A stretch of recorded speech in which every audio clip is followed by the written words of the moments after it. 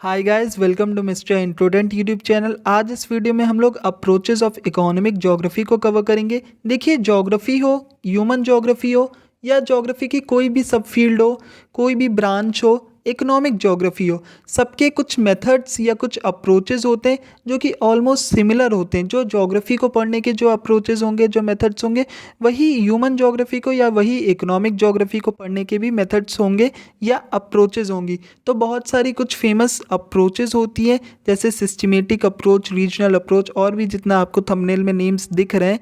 तो इनको हम लोग इन ब्रीफ अलग अलग जो भी अप्रोचेस है उन्हें इस वीडियो में कवर करेंगे। So without wasting much time, let's start the video. सबसे पहले हम लोग देखेंगे कि इकोनॉमिक ज्योग्राफी जो होती है वो सिमिलरली जैसे ज्योग्राफी में जो मेथड्स, जो एम्स या फिर जो अप्रोचेस यूज़ होते हैं, सेम अप्रोचेस आपके इकोनॉमिक ज्योग्राफी की स्टडी में भी यूज़ होते हैं। क्यों? क्योंकि ये भी एक सब ब्रांच है या ब्रांच है ऑफ ज्योग्राफी। तो इसमें भी सेम अप्रोचेस रहेंगे। सबसे पहले अप्रोचेस हमारी होगी सिस्टमेटिक अप्रोच। सिस्टमेटिक आपको नाम से ही पता चल रहा है, जो एक सिस्टमेटिक तरीके से जब हम लोग किसी भी सब्जेक्ट को पढ़ते हैं या कोई भी सब्जेक्ट मैटर है उसको हम लोग जब सिस्टमेटिक या टॉपिक वाइज कवर करते हैं तो वह हमारा सिस्टमेटिक अप्रोच हो जाती है। टॉपिक वाइज का क्या मतलब है कि जैसे फॉर एग्जांपल आपको कहीं का फॉरेस्ट पढ़ना है या वेजिटेशन पढ़ना है या फिर आपको नेचुरल रिसोर्सेज कहीं की पढ़नी है, तो आप उसके फॉरेस्ट, उसमें एरियल डिफ्रेंशिएशन आप करते हैं, एरिया के बारे में पढ़ते हैं, क्या क्या फॉरेस्ट के कैरेक्टरिस्टिक्स है, कैसा क्लाइमेट है, या आपस में कई सारे टॉपिक्स को जोड़ करके टॉपिक वाइज आप एक एक चीज़ को पढ़ते हैं। ये जैसे स्टार्ट किया कि कैसे, कौन से टाइप का आप कह सकते हैं सॉइल है या क्या है, कौन से टाइप की वहाँ पर ट्रीज़ हैं, कौन से टाइप का आपका वहाँ पर क्लाइमेट होता है, कौन से टाइप का आपका वेजिटेशन होता है, अलग अलग चीज़ों को साथ में जोड़ के जो हम लोग पढ़ते हैं एक सिस्टमेटिक तरीके से, एक मैनरफुल तरीके से, एक डिज़ायर्ड मैनर में जो हम लोग पढ़ते हैं, तो वो क्या होती है, आपकी सिस्टमेटिक अप्रोच होती है। अब थोड़ा सा इसका हम लोग डिफिनेशन देख लेते हैं। सिस्टमेटिक अप्रोच में be defined as a geographical approach in which each particular element or element complex is studied in the terms of its relation to the total differentiation of areas as it varies from place to place over earth's surface or any part of it. So basic इसका idea यही है कि आपको topic wise इसमें सारी चीज़ें पढ़नी होती है सिस्टमेटिक अप्रोच में। नेक्स्ट देखिए, आपने सिस्टमेटिक और रीजनल अप्रोचेस, ये तो बहुत फेमस अप्रोचेस है। इसी में आपने सिस्टमेटिक ज्योग्राफी और रीजनल ज्योग्राफी का डिवीजन भी पहले पढ़ा होगा कि जिसमें हम लोग सिस्टमेटिक तरीके से सारी चीज़ें पढ़ते हैं, वो सिस्टमेटिक ज्योग्राफी हो जाती है, और दूसरी हमारी क्या होती है, रीजनल ज्योग्राफी। सो रीजनल ज्योग्राफी से ही रिलेट करता हुआ हमारा सेकेंड अप्रोच है, that is regional approach. Again आपको नाम से पता चल रहा होगा, यहाँ पर किसी एक रीजन की बात हो रही है, तो किसी पर्टिकुलर अर्थ के किसी पर्टिकुलर रीजन की जब हम लोग बात करते हैं, रीजनल स्टडीज़ करते हैं, तो वो हमारी रीजनल अप्रोच हो जाती है। अब देखिए, रीजन्स भी क्या है, दो टाइप के हो सकते हैं, या तो फिजिकल यूनिट कोई हो सकती है, ठीक, फिजिकल यूनिट यानी कोई भी आप कहीं का लैंड पढ़ रहे हैं, लैंडफॉर्म पढ़ रहे हैं, प्लेन, प्लेट्यू, माउंटेन, वैली, ये सब चीज़ें पढ़ रहे हैं, तो ये क्या हो जाएगी आपकी यहाँ पर फिजिकल यूनिट। और दूसरा क्या होता है, आपकी पॉलिटिकल यूनिट होती है। जैसे आप कहीं का स्टेट पढ़ रहे हैं, कौन सा स्टेट है, कौन सी कंट्रीज़ हैं, क्या अलग अलग पॉलिटिकल डिवीजन हैं, डिस्ट्रिक्ट हो सकता है, ये सारी जो माइनर यूनिट्स भी कुछ हो सकती है, और भी इससे छोटा कोई विलेज अगर आप लोग पढ़ रहे हैं तो ये पॉलिटिकल यूनिट है। तो जब हम लोग रीजनल स्टडीज़ करते हैं या फिर रीजन्स में डिवाइड करके अर्थ को, उसके बारे में, एक किसी छोटे रीजन के बारे में या किसी डेफिनेट रीजन के बारे में, जो ही नहीं छोटा हो या बड़ा हो, कुछ भी हो सकता है, लेकिन किसी एक डेफिनेट रीजन के बारे में जब हम लोग पढ़ाई करते हैं या अप्रोच जब हम लोग ऐसी लेते हैं कि हम लोग अलग अलग रीजन्स में डिवाइड करेंगे अर्थ को, फिर उसके बारे में जानेंगे, तो वो अप्रोच कैसी होती है, रीजनल अप्रोच होती है। विडाल डी ला ब्लाश ने रीजनल स्कूल को बहुत ज़्यादा प्रमोट किया था इन्होंने, और इनके अलावा बहुत सारे फ्रेंच, ब्रिटिश और एंग्लो अमेरिकन जोग्राफर्स थे जिन्होंने इस स्कूल को बहुत ज़्यादा, आप कह सकते हैं, फेमस किया था। अब एग्जाम्पल हम लोग देख लेते हैं, जैसे किसी एक रीजन में हम लोग मिनरल्स पढ़ रहे हैं, in Africa, agriculture in India, तो ये क्या है, ये किसी न किसी एक रीजन की हम लोग पर्टिकुलरली बात कर रहे हैं और उसके अंदर हम लोग कुछ ना कुछ ज्योग्राफिकल स्टडी कर रहे हैं। नेक्स्ट हमारा थर्ड बहुत ही इजी अप्रोच है हिस्टोरिकल अप्रोच। अगेन आपको नाम से ही पता चल रहा होगा, जो हिस्टोरिकली जो चीज़ें होती रही हैं, हमारी जोग्राफिकल जो चेंजेस हुए हैं या जो हमारा ग्रोथ हुआ है, डेवलपमेंट हुआ है, उसको एक ऑर्डरली तरीके से जब हम लोग पढ़ते हैं तो वहाँ पर क्या हो जाता है, हिस्टोरिकल अप्रोच हो जाती है। बेसिकली ये ग्रोथ एंड डेवलपमेंट से रिलेट करता है, settlement, urbanization, origin and evolution of various industries, iron and steel और कॉटन इंडस्ट्री हो सकता है, सीमेंट, शुगर, जितनी भी इंडस्ट्रीज़ है वो कैसे इवॉल्व हुई, किस तरीके से उनका ओरिजिन हुआ, तो इसको हम लोग हिस्टोरिकली पढ़ते हैं, क्योंकि यही सब तो आपकी इकोनॉमिक एक्टिविटीज़ हैं। यहाँ पर सिर्फ आप कंफ्यूज मत होइएगा कि ह्यूमन ज्योग्राफी में तो यार और भी बहुत सारी चीज़ें होती नहीं, यहाँ पर हम लोग इकोनॉमिक ज्योग्राफी की बात कर रहे हैं। तो यहाँ पर हम लोग बात भी किस चीज़ की करेंगे, इकोनॉमिक एक्टिविटीज़ की, जो कि आपका कैसा है, अर्बनाइजेशन हो गया, या इवोल्यूशन ऑफ आपका आयरन एंड स्टील इंडस्ट्री हो गई, कॉटन टेक्सटाइल इंडस्ट्री हो गई, सीमेंट इंडस्ट्री, ये सब आपकी इकोनॉमिक एक्टिविटीज़ में हेल्प करती है। तो यहाँ पर हिस्टोरिकल अप्रोच का मतलब क्या है कि ऐसी अप्रोच जो कि जियोग्राफिकली जो इकोनॉमिक एक्टिविटीज़ होना स्टार्ट हुई हैं जहाँ से, और उनका कैसे कैसे धीरे धीरे ग्रोथ हुआ है उसके बारे में जो हम लोग पढ़ते हैं, तो वो हिस्टोरिकल अप्रोच हो जाती है। फोर्थ अप्रोच हमारी आती है environmentalistic approach, which is very easy. अगर आपने पहले ह्यूमन ज्योग्राफी पढ़ी हुई है तो आपको पता होगा, एक टर्म होता था वहाँ पर, तीन स्कूल ऑफ थॉट्स होते थे, एक डिटर्मिनिज्म, एक होता था पॉसिबलिज्म, और एक होता था आपका नियो डिटर्मिनिज्म। जिन्होंने ह्यूमन ज्योग्राफी पढ़ी है उन्हें पता होगा, लेकिन फिर भी इन शॉर्ट में यहाँ पर बता देता हूँ। डिटर्मिनिज्म का मतलब क्या होता था, डिटर्मिनिज्म या फिर इन्वायरमेंटल डिटर्मिनिज्म जो कहते थे, इसमें क्या होता था कि जो जोग्राफर्स थे वो कहते थे कि जो मैन है, यहाँ पर मैन बना देता हूँ, मैन जो है वो कैसा है, आपका एक पैसिव एजेंट है, और जो आपका नेचर है, नेचर कैसा है, आपका एक एक्टिव एजेंट है। यानी जो नेचर है वो डिसाइड करता है कि मैन क्या क्या चीज़ें करेगा, मैन की क्या एक्टिविटीज़ होंगी, मैन किन एक्टिविटीज़ में पार्टिसिपेट कर सकता है, नहीं कर सकता, सब कुछ क्या है, नेचर के अकॉर्डिंगली होता था। डिसाइडिंग फैक्टर कौन होता था, आपका नेचर डिसाइडिंग फैक्टर होता था। तो ज़्यादा इम्पोर्टेंस किसकी थी, नेचर की थी, यानी इन्वायरमेंट की थी। और यही स्कूल ऑफ थॉट आपका होता था डिटर्मिनिज्म। जबकि इसी का ऑपोजिट हम लोग देख लेते हैं, इसका ऑपोजिट क्या होता है, आपका पॉसिबिलिज्म। पॉसिबिलिज्म में क्या था कि ये क्या कहते हैं, जो आपका नेचर है ये पैसिव एजेंट है, और आपका जो मैन है वो एक्टिव एजेंट है। यानी कि इसका एक बहुत फेमस मैक्सिम भी है, there are no where necessities but everywhere possibilities. ये जिन्होंने पॉसिबिलिज्म पढ़ा होगा उन्हें पता है।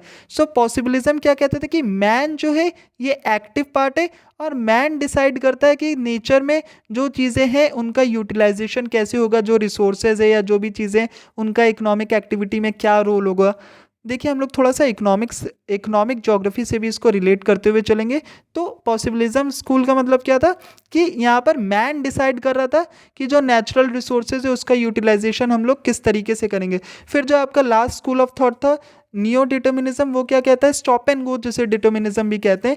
ये कहता है कि यार एनवायरनमेंट जो है वो एक तरीके से ट्रैफिक कंट्रोलर का काम करता है, जो कि मैन जब अपना प्रोग्रेस कर रहा होता है, धीरे धीरे मैन प्रोग्रेस कर रहा है, ठीक, बीच में एनवायरनमेंट जो है थोड़े समय के लिए जब बहुत ज़्यादा प्रोग्रेस करने लगता है, जब बहुत ज़्यादा ह्यूमन का इंटरफेरेंस बढ़ जाता है आपके नेचुरल नेचर पे, तब नेचर क्या करता है, उसे थोड़े समय के लिए स्टॉप करता है, थोड़े समय के लिए बैक करता है कुछ चीज़ें, और फिर क्या होता है, धीरे धीरे आपका मैन फिर से डेवलपमेंट करना स्टार्ट कर देता है, which is stop and go determinism. तो ये तीन चीज़ें हम लोग ने यहाँ पर देख ली, लेकिन जो अप्रोच की हम लोग बात कर रहे हैं वो क्या है, इन्वायरमेंटलिस्ट अप्रोच, जिसका मतलब है डिटर्मिनिज्म की हम लोग बात कर रहे हैं। यहाँ पर क्या था, यहाँ पर नेचर के अकॉर्डिंगली ही बहुत लेट, आप कह सकते हैं 20th सेंचुरी तक, मिड 20th सेंचुरी तक जो जोग्राफर्स हो रहे थे वो लोग ज़्यादा बिलीव करते थे कि जो आपका इन्वायरमेंट है वही एक्टिव फैक्टर है, और इन्वायरमेंट के अकॉर्डिंगली ही सारी चीज़ें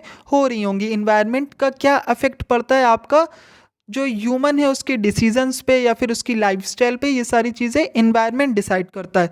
तो ये भी एक बहुत ही डोमिनेंट और इम्पॉर्टेंट अप्रोच थी आपकी मिड 20th सेंचुरी तक।